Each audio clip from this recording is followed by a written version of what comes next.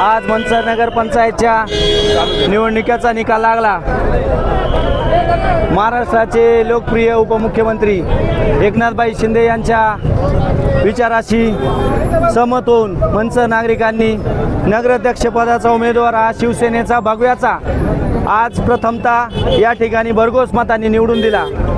एकनाथभाई यांचे मंचर नगरवासियांना आतापर्यंत भरपूर सहकार्य लागले।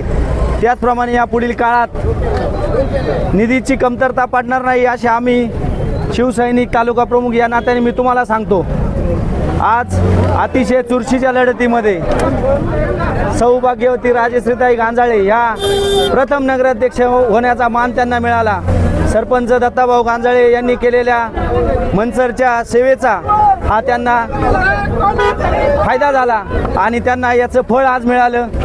अतिशय शिवसेनेचा तालुका प्रमुख म्हणून ह्या सर्व विजयी नगराध्यक्षांचे त्याचप्रमाणे या इलेक्शनमध्ये अथक प्रयत्न करणारे सर्व शिवसैनिक असतील, जुन्नर तालुक्याचे आमदार आपला माणूस शरददादा सोनवणे असतील, त्यांच्या नेतृत्वामध्ये ही निवडणूक लढवली आणि खऱ्या अर्थाने धनशक्तीला एक श देण्याचं काम या मंचर नगरवासियांनी केलं।